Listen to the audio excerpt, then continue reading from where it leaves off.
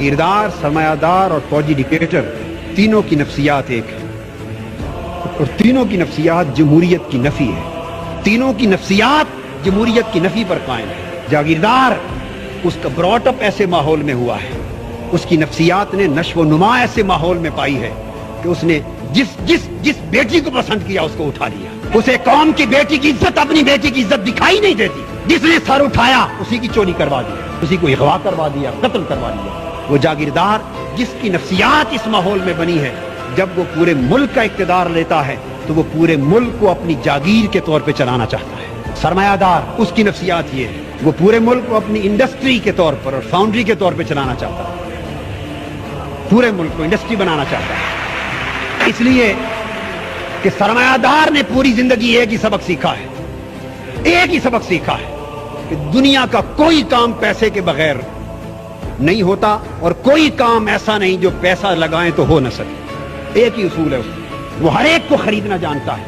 एक चपरासी से लेकर बिजली के लाइनमैन तक, एक आईटीओ से लेकर इनकम टैक्स के कमिश्नर तक, उसने हर एक को पैसे से खरीदना सीखा है। जब वो मुल्क के इक्तिदार पे आता है वो सारे इदारे पैसे से खरीदना चाहता है, उससे पूरे के पूरे मुल्क का सिस्टम तबाह और बर्बाद होता है। उसके ज़हन में भी जमहूरियत की नफी है। और फौजी डिक्टेटर उसने भी जिंदगी भर एक ही बात सीखी है कि जो हुक्म दूं आगे नो की किसी को जुर्रत ना हो। जब वो इक्तिदार पर आता है तो वो पूरे मुल्क को बटालियन की तरह चलाना चाहता है। 48 साल में मुल्क की ज़मान इक्तिदार बदल बदल के इन 3 तबक़ात में रही। यही वजह है कि चेहरे ही बदलते रहे हैं, निज़ाम न बदलना था न बदल सका और न बदलेगा जब तक इक्तिदार की कुर्सियों पर जागीरदार, सरमायादार, वडेरे काबिज हैं।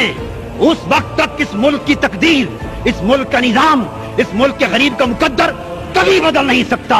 अगर गरीब को अपना मुकद्दर बदलना है तो इक्तिदार इनसे छीनना होगा, इन ऐवानों से इनको निकालना होगा।